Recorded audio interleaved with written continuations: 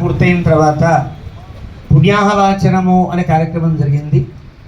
పుణ్యాహవాచనం అనగా ఒక వస్త్రాన్ని పరిచి ధాన్యం పోసి ఒక అలంకృతమైనటువంటి కలశాన్ని పెట్టి అందులో నీడని పూర్తిగా నింపి కొన్ని ఔషధి గుణములను ఔషధి పల్లవములను వాటిని వేసిన తర్వాత ఒక కొబ్బరికాయ పెట్టి మామిడాకు పెట్టి దాని చుట్టూ వస్త్రం కట్టి ఒక ఆరాధన చేస్తారు.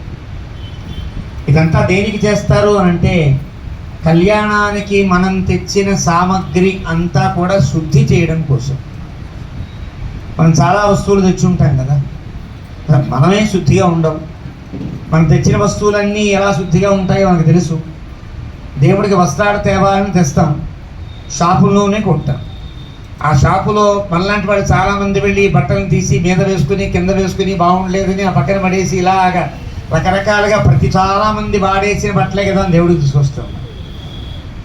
అప్పుడు ఆ దేవుడికి వాడచ్చు ఆ బట్టలు, ఉచ్ఛిష్టములైపోతాయి కదా. ఒకసారి నాదనుకుని ఈ బాగుంది ఈ చీర మా వాళ్ళకి ఇస్తే బాగుంటుంది, లేదా మా అమ్మగారికి ఇస్తే బాగుంటుంది, మా ఆవిడకి ఇస్తే బాగుంటుంది అనుకున్నా, ఇది నేను కట్టుకుంటే బాగుంటుంది, మా అమ్మాయి కట్టుకుంటే బాగుంటుంది అనుకున్నా, ఆ చీరకి ఉచ్ఛిష్ట దోషం ఏర్పడుతుంది. మరి అలాంటి బట్టని దేవుడికి తెస్తే అది దేవుడికి కట్టతగునా? ఇప్పుడు ఏం చేయాలి? మరి ఆ బట్టని కొత్తగా తెచ్చిన బట్టని శుద్ధి చేయాలి. పళ్ళు తెచ్చాం మనం, పళ్ళు కూడా షాపులో ఉన్నప్పుడు ఎంతమంది నాలుకలు తిప్పి ఆ రుచిని చూశారో తెలియదు, ఎంతమంది తినాలనుకున్నారో తెలియదు, ఎంతమంది రెండు పళ్ళు కొని ఒకటి తినేసి ఒకటి దేవుడికి ఇచ్చారో తెలియదు, అసలు పళ్ళు ఎలా వచ్చాయో తెలియదు, ఎవరు తెచ్చారో తెలీదు, ఎలా ఉన్నాయో తెలియదు. మరి ఆ పళ్ళు దేవుడికి పెట్టడానికి తగునా? ఇలా ప్రతి వస్తువులో కూడా 3 రకాల దోషములు ఏర్పడతాయి. ఆశ్రయ దోషమని, జాతి దుష్టమని, ఆశ్రయ దుష్టమని, సంసర్గ దుష్టమని, నిమిత్త దుష్టమని ఇలా ఏర్పడతాయి.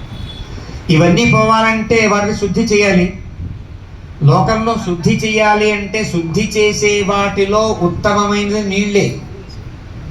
అన్నీ ఏదైనా నీడతో శుద్ధి చేసుకుంటాం మనం.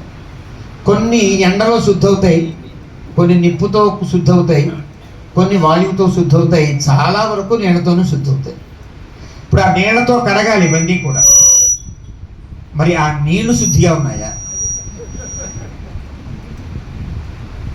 చాలా శుద్ధిగా ఉండవలసినటువంటి నదులు అన్నింటినీ మనం వదిలివచ్చి దాంట్లోనే పెట్టి ఆ నదులన్నీ పాడు చేసి ఆ నీళ్ళనే మళ్ళీ పైకెక్కించి చాలా కాలం నిల్వ ఉంచి పాచిపట్టాక మళ్ళీ కొరాలను చూస్తుంటే ఆ నీళ్లు పట్టి దేవుడా పుణ్యాహ తీర్థం అంటే అవుతుందా? శుద్ధి నీళ్ళు అవుతుందా? అన్నింటినీ శుద్ధి చేసే నీరు కూడా శుద్ధి కావాలంటే ఏదో ప్రక్రియ కావాలి. మనం ఇళ్లల్లో ప్యూరిఫైడ్ పెట్టుకున్నట్టుగానే ఒక పద్ధతి కావద్దండి. ఆ దేవుడికి ఉపయోగించే వస్తువులన్నీ శుద్ధి కావడం కోసం మహర్షులు తమ తపశ్శక్తితో కనిపెట్టిన నీటిని శుద్ధిని చేసే ప్రక్రియ పుణ్యాహవాచనం. అందులో తీర్థం పోసిన తరువాత అబ్దేవత అబ్లింగ మంత్రములు అంటారు. ఆ మంత్రములను పఠిస్తారు. ఆ పఠించిన మంత్రం ఒక్క వేదమునకు తప్ప శుద్ధి చేసే శక్తి దేనికి లేదు. లోకంలో దేనిని శుద్ధి చేయని ఒక దీని ఉన్నా అది వేదమంత్రంతో శుద్ధి అవుతుంది. వేదం చెప్పినటువంటి భగవంతుడు అనుగ్రహించిన ఒక వరం. అలా వేదమంత్రంతో శుద్ధి చేస్తారు. అందులో దర్భలు వేస్తారు. దర్భలు నీటి యొక్క సారములు అని వేదము చెప్తుంది.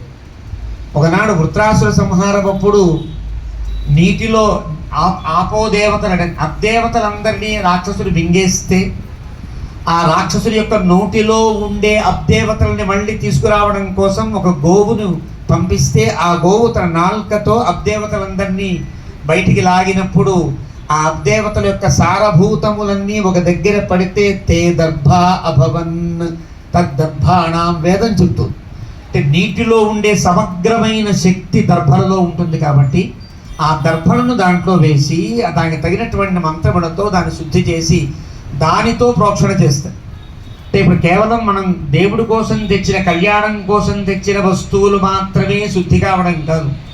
కళ్యాణం జరిపించాలని కూర్చున్న మనము, మనలో ఉండే భావాలు, యజమానులుగా కూర్చున్న మన ఆలోచనలు, మనము, ఈ వస్తువులు అన్నీ శుద్ధి కావడం కోసం చేసే కార్యక్రమమే పుణ్యాహవాచనము అంటారు. పుణ్యాహవాచనం అంటేనే మంచి రోజు, పుణ్యం అహహ, మంచి రోజు. ఏది మంచి రోజు?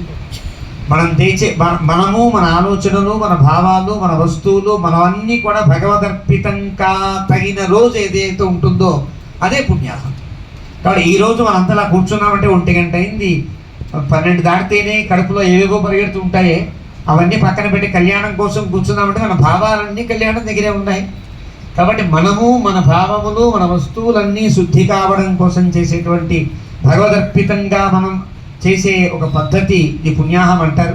అలాంటి పుణ్యాహ వాచనంలో ఆ శుద్ధితో మనమంతా శుద్ధి కాబడి ఇప్పుడు కళ్యాణానికి సమర్పించడానికి వస్తువులు యోగ్యములయ్యాయి, కళ్యాణం చేయించుకోవడానికి మనము యోగ్యులమయ్యాం. ఇప్పటిదాకా కళ్యాణం ప్రారంభమైనట్టేం కాదు, కళ్యాణాన్ని చేయించుకోవడానికి మనం ఒక యోగ్యతను పొందినంత వరకు వచ్చాం. ఇప్పుడు కళ్యాణం ప్రారంభమవుతుంది.